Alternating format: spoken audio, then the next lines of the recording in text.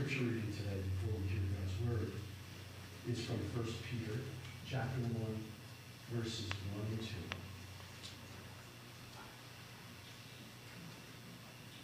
Peter, an apostle of Jesus Christ, to those who are elect exiles of the dispersion in Pontus, Galatia, Cappadocia, Asia, and Bithynia, according to the foreknowledge of God the Father, in the sanctification of the Spirit, for obedience to Jesus Christ, and for sprinkling with his blood.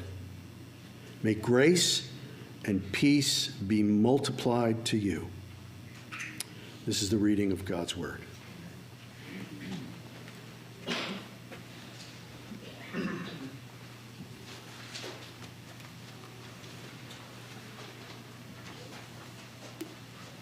Good morning. Good morning. Great to be with you here this morning. I'm excited to launch a new study for us today. Over the next few months, this spring, we're going to be studying the book of 1 Peter. All right, how's that? All right, good. So we're going to be studying, yes, the book of 1 Peter. So I'm going to kick us off today and next week, and then Gerard's going to take over for the last 2 weeks in February. We're going to have a little break in March when Ken Barrett will be here with us, and then we'll finish it up in April and May. So I am very excited about 1 Peter and what it has to tell us. Let me just get my technology all good here. Yes. All right, we're on. There we go. Great. So 1 Peter is an exciting book, and in it, one of the things he does is he talks about our new identity in Christ and the implications of that new identity and how it can motivate us and transform our lives. He also talks about hope, the hope that we have as a result of our new relationship with God, a hope that helps us today in our small problems like a frozen pipe in our house, and hope for tomorrow when the pipe actually didn't freeze and break and drip anymore. He helps us connect with the inheritance that we have through Jesus, and he unpacks what it means for us to be children of God. And he gives us very practical advice on how we should live our lives in a world that's not friendly to the gospel, that's not friendly to the message of Jesus. These are all things that are super practical and very motivational and very helpful in our spiritual formation. And so today we're going to start the series by studying a little bit about the background of the book of 1 Peter and the introduction that Gerard read just a few minutes ago. And so whenever you study a passage of the Bible or a book of the Bible, you have to begin by answering one important key question. And that is, what did the original author mean when he wrote to the original audience? Because as we study, what we're trying to understand is, what is it that Peter was trying to say and communicate to the disciples in Asia Minor? And so in order to do that, you've got to know, like, okay, who wrote the book? Who was he writing to? Who were these people in Asia Minor? What was going on in the culture at the time? What was the historical setting? And so we have to do a little bit of research to understand that. Some of that you get just by reading the context of the passage. Some of it you can get from the introduction in a study Bible or commentaries or other historical sources. And so we got to dig in a little bit to understand that as we start. So as Gerard read the first two verses in the passage, you probably heard a little bit of a formula there. And it was very typical when people wrote letters in the first century to use this formula. It was basically, this letter is from, this letter is to, and then here's a word of blessing or greeting for you. And so Peter, as he kicks off his letter to his first letter here, he uses that same formula. So who wrote this book? Well, it was written by the Apostle Peter, and there's not a lot of debate about that. There's Many people think that Peter used a scribe, a ghostwriter, to help him write this. And it talks about that person at the end of the book. His name was Silvanus. And so he probably did have some help penning the actual words, but Peter's authorship is universally accepted. So who is Peter? Well, Peter was a fisherman, and Jesus called Peter and Andrew to be some of his very first disciples. They left their nets and they went to follow him. Peter's the guy that walked on water. Jesus came to the disciples late one night. They were crossing a lake. A big storm came up. It was crazy out there. The disciples were all freaking out. And here comes Jesus walking across the water to the boat. And Peter's like, Jesus, if that's you, tell me to come to you. And so Peter gets out of the boat, starts walking to Jesus, and is doing great until all of a sudden he goes, oh my gosh, I'm walking on water. Jesus reaches out and saves him.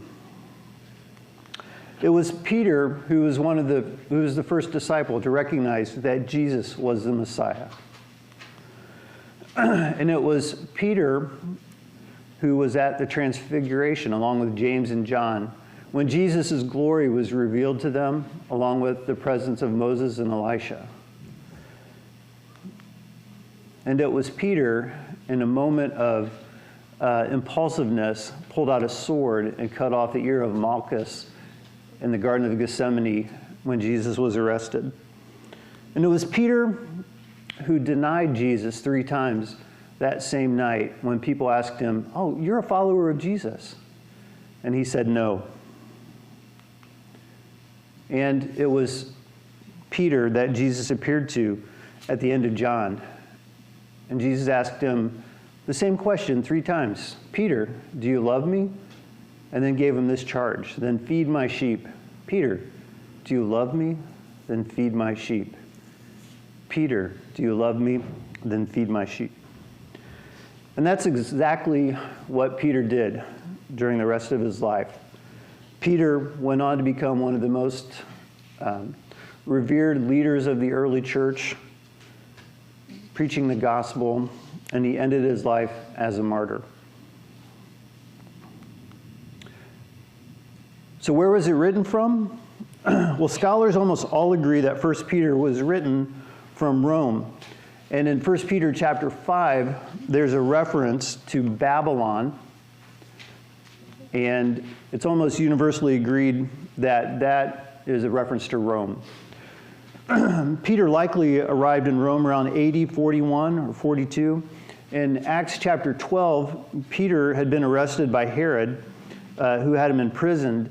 And while he's in this dark prison cell, an angel appears to him and says, Peter, come and follow me, and we're going to get out of here. So they walk out of the prison, through the doors, past the guards, and no one stops them. And Peter is just amazed, and he goes to the house of Mary, the mother of John, and he told the believers what happened. And they all were worshiping and praising God for this miraculous escape. And verse 17 concludes by saying that he left for another place. And it's assumed that that other place was Rome.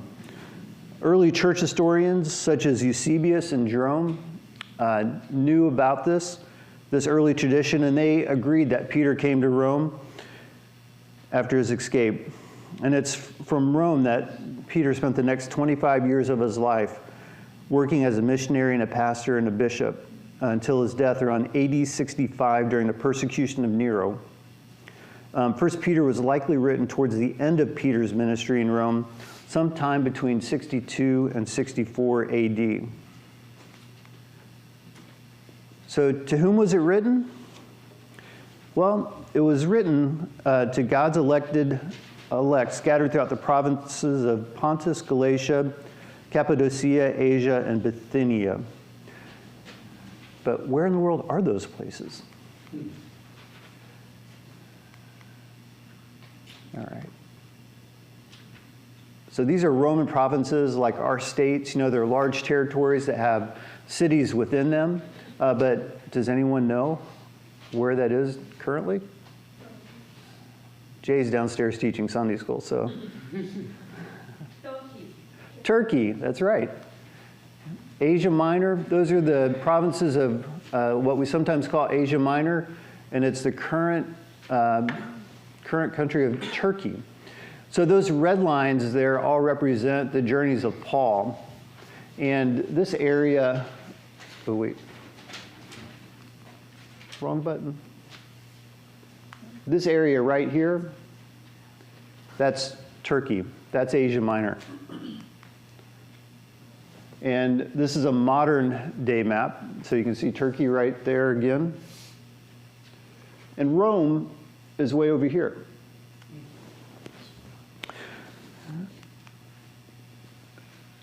So this is a blow up of the Asia Minor from 1st century. And then again, you can see it's a long way from Rome to Asia Minor. And so they may have traveled by boat down here, landed on the coast here, and then gone inland. But it's a bit of a trek. So we get more clues about these people that Peter is writing to from the greeting. He says that they're exiles. And the word used for exile here in the original language literally means to those who reside as aliens or non-citizens. Aliens or non-citizens. And in Roman society, citizenship was a big deal. Citizens had rights to legal protection and other privileges that non-Christians did not enjoy. You may remember a scene in Acts chapter 22 when the Apostle Paul was arrested and this jailer was about to have him flogged. And Paul goes, "Is it okay for you to strike a Roman citizen without a trial?" And all of a sudden the jailer gets very worried. He goes to his commanding officer and he says, "Did you know this guy's a Roman citizen?" And so the commander comes and says, "Are you a Roman citizen?" And he says, "Yes, I was born a citizen." And the commander is like, "Whoa, we're not doing the right thing here." He says, "You know, you were born a citizen. I had to pay a lot of money to become a Roman citizen." And so citizens had rights. You know, if there was difficulty or famine, citizens got taken care of. But the non-citizens oftentimes were blamed for their problems. And they did not have any of these legal protections. So being a citizen was a big deal. These aliens, Peter also describes these folks as being scattered. And the word for scattered here is the word diaspora. And Peter connects the scattering of the Jews in the Old Testament to the diaspora, the scattering of these New Testament believers here. In the Old Testament, after the reign of Solomon, the Jews were scattered through a series of incursions by their enemies who came in and would defeat their army, grab half their population, and drag them off to distant countries like Persia and Egypt. And the Jews lived in exile for multiple generations, but they always had this hope that one day they would be returned from exile back to Jerusalem, back to the temple, back to the land that God had given them. And so Peter uses the same language here in this theme you'll see throughout the book of 1 Peter, where he connects the diaspora of the Jews to modern day Christians who have been scattered. Well, were the recipients Gentile believers? Many modern day commentators believe that 1 Peter was written to Gentile believers in Asia Minor. And you'll hear in a little bit when we watch the Bible Project video that they have that same position. They point to 1 Peter chapter 4, verse 3, where it says, "For the time past was enough to do what the Gentiles like to do, as you went along with acts of abandoned lust, drunkenness, etc." And also in 1 Peter 1:18, where Peter writes, "The useless way of life you inherited from your ancestors." But I think that's only part of the story, because in verse 19, Peter adds, "Rather, you have been redeemed by the precious blood of Christ." And so he's talking about the past way of life that everyone before Christ lived versus how Jesus has redeemed them and made them new. It's very similar to what Paul does in Ephesians chapter 2, verse 3, And then in Philippians 3, 7, and 9, Paul writes, all of us lived among them at one time. So Paul was the epitome of the good Jew, right? He went to all the right schools. He had the right instructors. He was very devout, very zealous, and even persecuted Christians for not following Judaism correctly. And he says, all of us also lived among them, the Gentiles, the pagans, the non-believers at one time.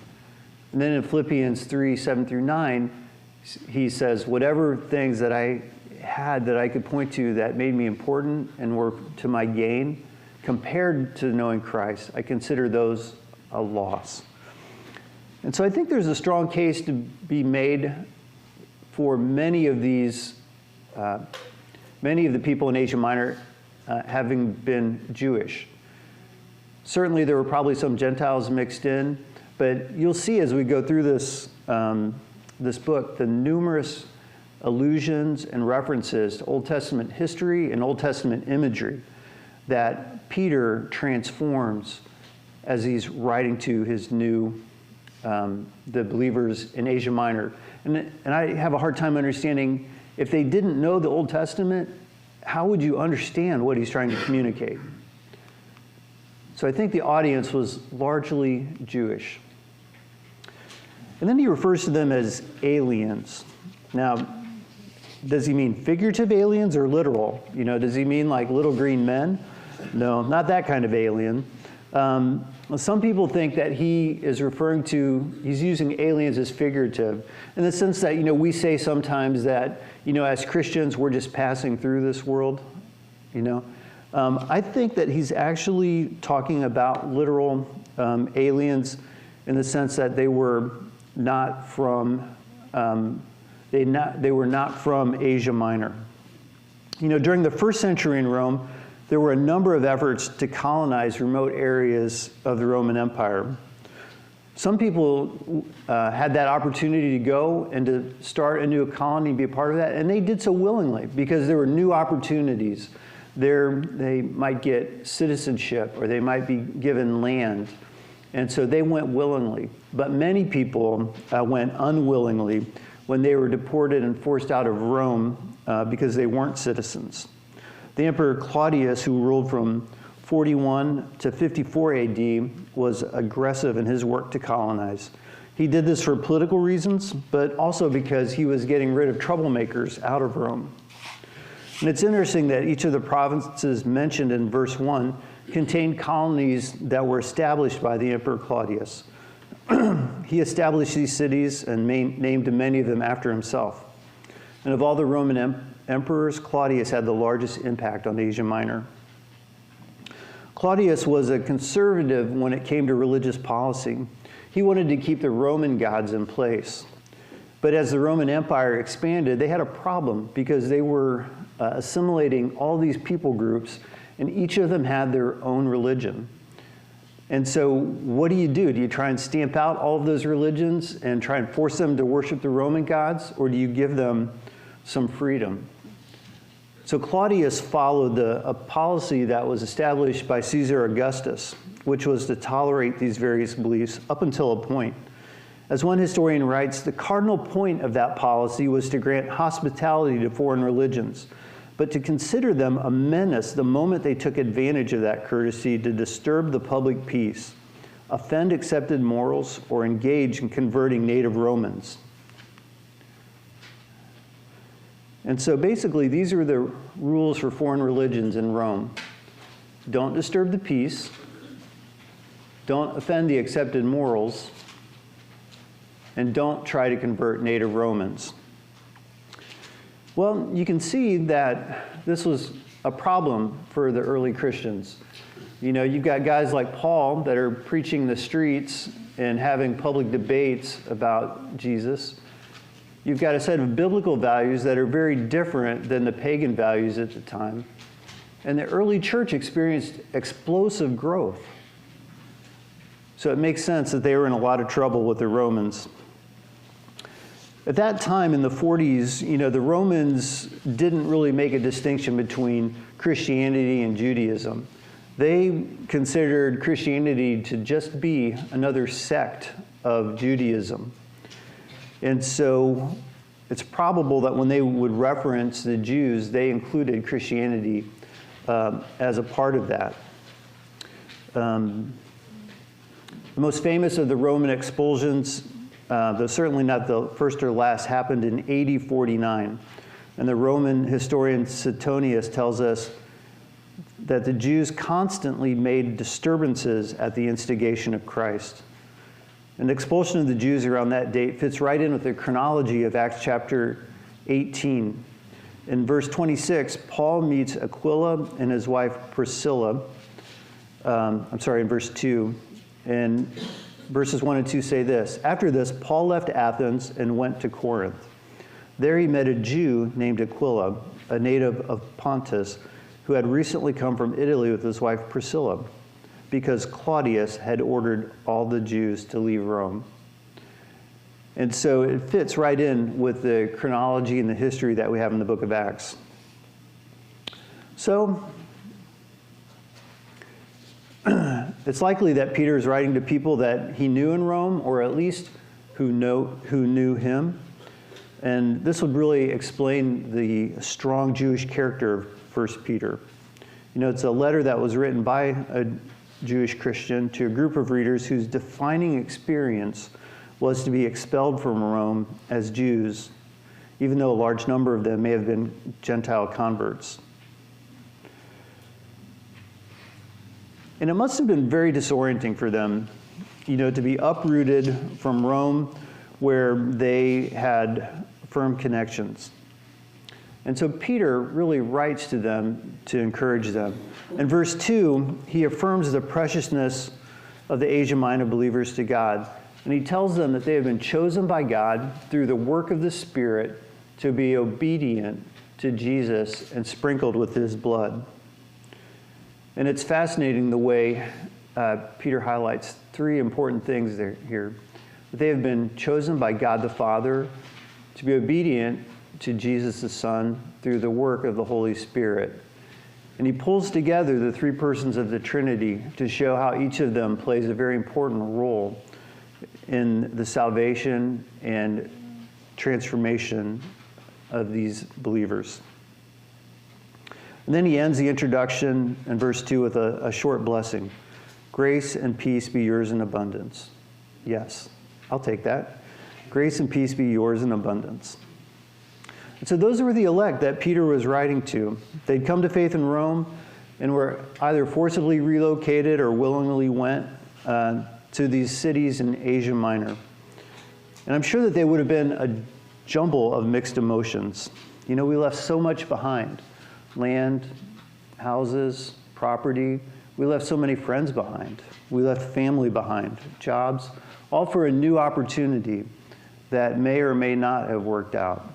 And they may or may not have been received very warmly by their neighbors that they went to live with.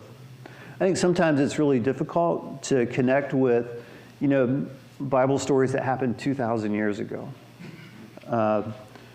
But we all have an immigrant story in our background. So some of us more recent, but some of us, you know, maybe our great-great-great-great-great-grandparents immigrated to the United States. So I wanted you to hear from one of us this morning who is an immigrant, to hear a little bit about like what it's like to be an immigrant. So Pallavi, if you could come up. Pallavi Phillip is going to share with us a little bit about her transition to the United States. I need notes. Okay, it's fine.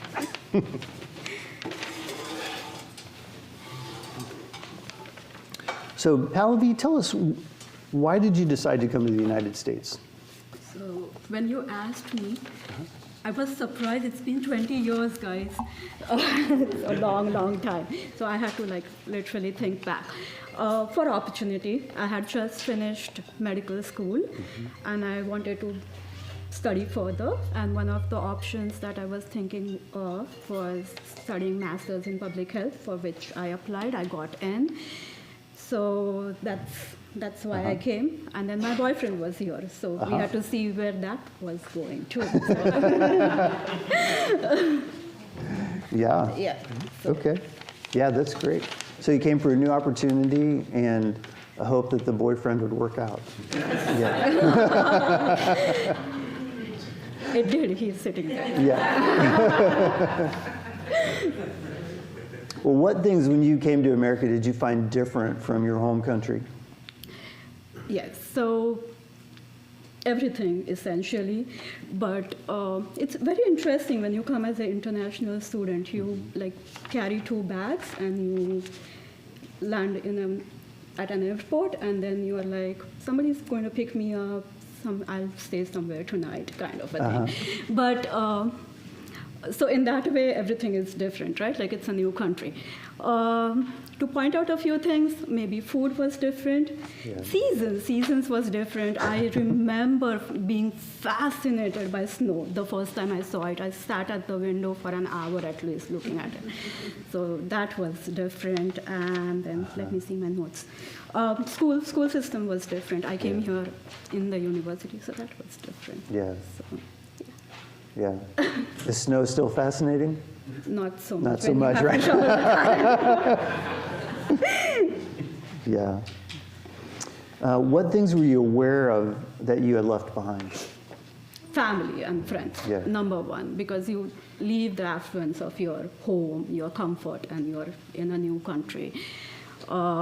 You essentially are starting a new life. So, yeah, that was definitely what I was Yeah. aware of Yeah. being different. And academically, not every degree is recognized here. So it's like Right. kind of a thing where you have to now prove yourself again. So that, and I came here for academic reason. That was the number Yeah. one reason. So that was difficult. Yeah. And so how did people treat you when you came to the United States? By God's grace, I have had a wonderful experience. People were great, especially on campus. Everybody was very friendly. One of the things that's different is strangers talk to you, they greet you on the road. I've come from Mumbai. It's a big, overcrowded city, so people Yeah. don't have time. So that was like good to people talk like weather is good today, and like you kind of have to learn to talk back. I think I have learned now, but that was very interesting. I sometimes, yeah, you do have your fair share where you stand out, and you are made aware that you look different, you maybe talk a little different. It's funny, like people will try to correct you, like, oh, you mean to say this? And I'm like, yeah, but you got it, right? Like, yeah, so, but on a serious note, first church experience, not so good. But I did find a good home church in Wichita, which was wonderful. And then RBC was just great when we walked in. So I think we should work hard at keeping it the way it looks. Yeah, sure. Yeah, that's great. What would you say has been like the hardest thing, or some really hard things about being an immigrant, and what have been some really great things about being an immigrant? Hard things, yes. You, like I said, you just come with 2 suitcases. So you're basically uprooting yourself from your home, your family, and you're coming here. And you have to build your new life. So it's hard because you miss your family support, your support system, your immediate support system that you kind of like are used to. So if you are sick, there's no mommy to take care of you. If you feel anxious or overwhelmed in school, exams, tests, you kind of have to now build your own system as such, make new friends, get to know them, be a part of their life so that you become their support system and they become your support system. So that's like a new start, new beginning. You Yeah. feel lonely at times. And there's Yeah. not much you can do because people you know or familiar things you know are like thousands of miles away. So that's hard. It's sometimes even now it's hard. Les and I, we rely a lot on each other, and we miss that. Like God has blessed us with friends and family and a great church family, but sometimes, it still is like your immediate family. It's your immediate family. So it's hard. Yeah. What have been a couple things that have been really good about being an immigrant? Great. Like a lot. Like you said, citizenship. I'm a U.S. citizen now. So that's great. Like U.S. offers that. You can become a citizen by naturalization.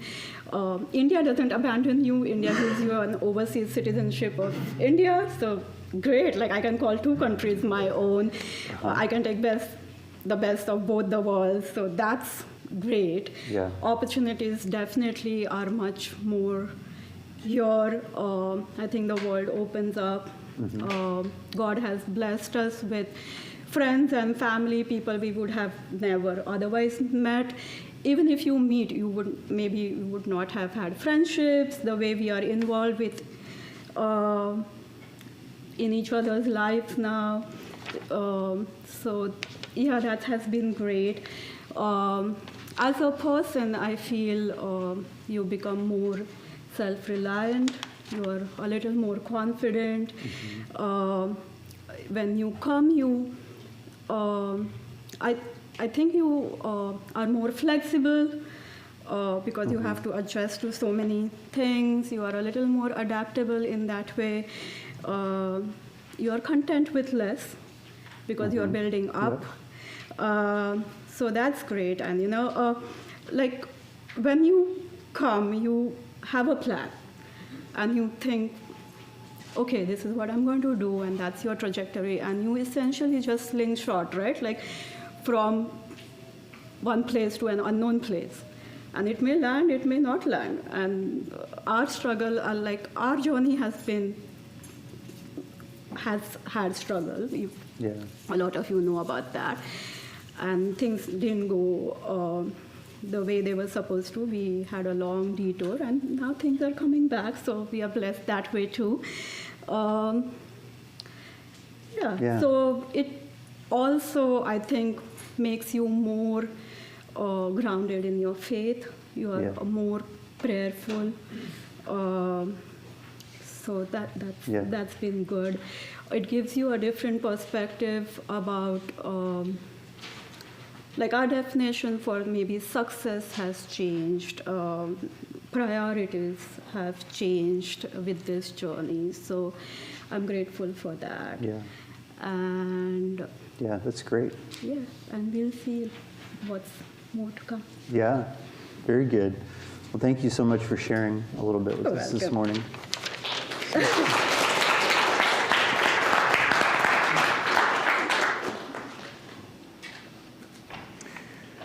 Well, there are many things that have changed since the cities of Asia Minor were colonized by Claudius, and those immigrants took root in the cities there.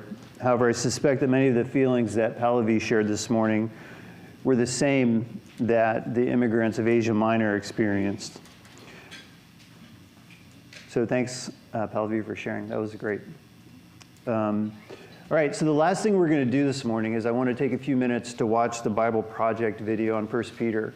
And we're doing this, they do such a great job at just in a few minutes giving you a good overview of how the book is broken out into different sections and what some of the main themes are. So we're going to take just a few minutes to watch this. On the back of your notes, there's a place for you to take some notes there. The first letter of Peter. His name was Shimon, or Simon, when he first became a follower of Jesus, and he was part of the inner circle of the 12 disciples. When he made his confession that Jesus was the Messiah, Jesus changed his name to Kephas, which is Aramaic for rock, which was later translated into Greek as Petros, or Peter. Jesus promised that he would become a leader among the apostles to guide the Messianic community in Jerusalem through its earliest years.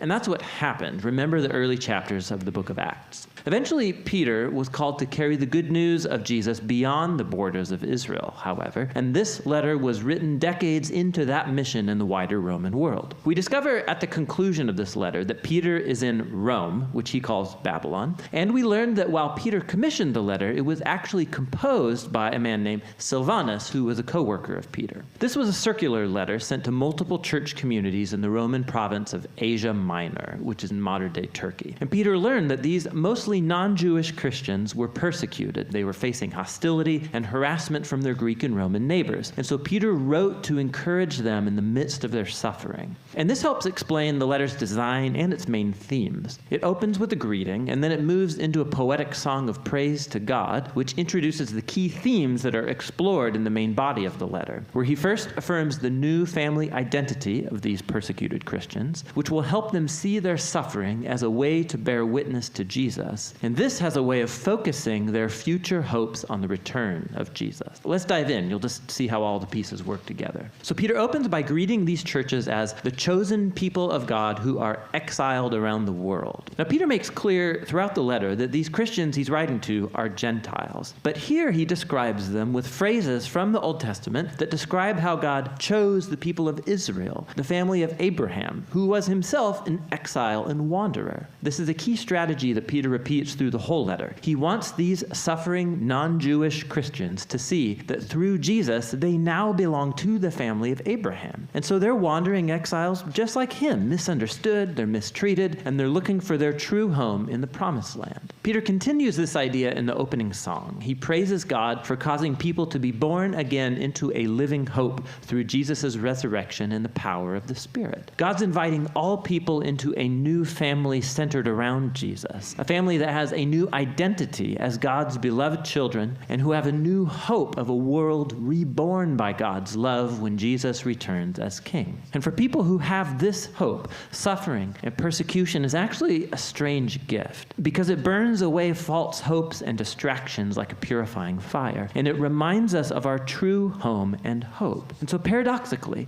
life's hardships actually deepen our faith. They make it more genuine. From here, Peter's going to move on into the body of the letter, but he's going to explore all these ideas in greater depth. So he first develops the theme about the new family identity of God's people. He takes even more memorable Old Testament images about the family of Israel, and then he applies them to these Gentile Christians. So like the Israelites who left Egypt, they too are to gird up their loins and leave behind their former way of life on the way to a new future. So they are the holy people of God now who are journeying through the wilderness. They are the people of the new Exodus who have been redeemed by the blood of Jesus, who's the ultimate Passover lamb. They are the people of the new covenant who have God's word buried deep inside them, restoring their hearts and renewing their minds. They are the new temple built on the foundation of Jesus himself, and they're the new kingdom of priests who are serving God as his representatives to the nations. Now, by applying all of these amazing images to these persecuted Gentile Christians, Peter is placing their suffering within a brand new story. And this leads into the next section. Their persecution can actually help bring clarity to their mission in the world, to bear witness to God's mercy among the nations. So Peter first encourages them to submit to Roman rule, even if it's oppressive. Yes, he acknowledges their persecution, their suffering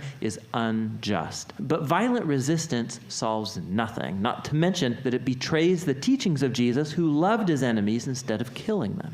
Peter then specifically highlights the very difficult situation that Christian slaves and wives faced when they lived in Roman households where the patriarch did not follow Jesus. The problem was that it was expected that everyone in the household would submit to and worship the patriarch's gods. And so Peter's aware that giving allegiance to Jesus will generate suspicion. So Peter says it's true. All Christians, including Roman wives and slaves, have been fully liberated by Jesus. But they are to demonstrate that freedom not through rebellion, but by resisting evil the same way Jesus did, through showing love and generosity to your enemies. And in homes where the husband is also a Christian, it's a different story. They are to treat their wives totally different from their Roman neighbors, regarding them as equals before God who are worthy of honor and respect. And Peter's hopeful that this imitation of Jesus' love and upside-down kingdom will give power to their words as they bear witness to God's mercy and show people the beautiful truth about the way of Jesus. But Peter's also a realist. He knows that Christians will continue to be persecuted, and so he reminds them of their future vindication. He recalls how Jesus himself was unfairly persecuted and murdered by corrupt human powers, but in reality, he was dying for the sins of his enemies. And afterward,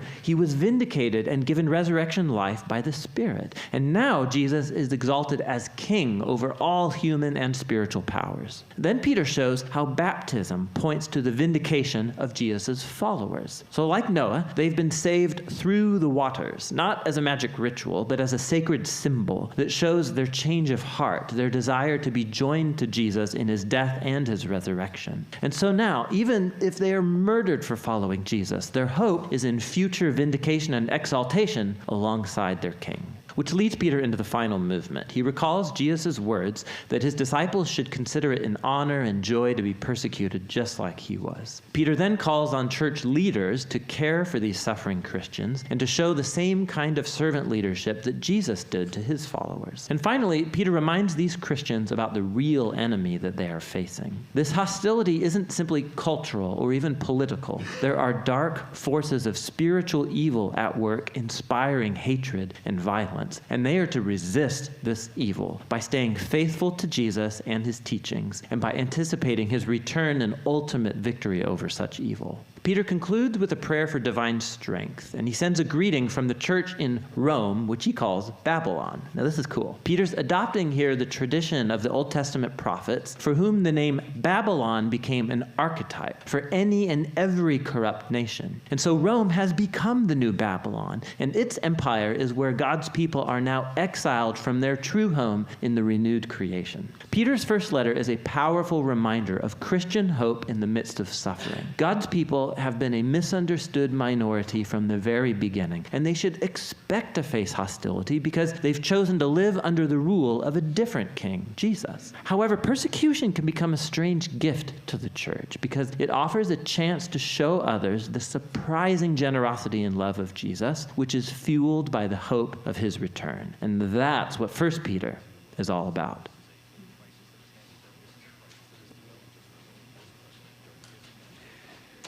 Great. Well, they sure pack a lot into a few minutes there. I often wonder if the guy really talks that fast or they just sped him up, you know? So, good. Well, let me just recap a couple things here and we'll wrap up. So, some of the main themes that you saw highlighted there was this connection of the Old Testament with the New, which is going to be really fun to unpack over the next few weeks. The new birth that we experience that makes us citizens of God's kingdom and what that means. Suffering, and how as believers that we handle suffering, and a faith that matters, a robust faith that matters to God and is purified through our sufferings, and how we live in a culture that's not our home. So those are some of the things, the big themes we're going to be exploring over the next few weeks. And this is a quick summary of the message of 1 Peter. So before we do offering, let me just make one plug.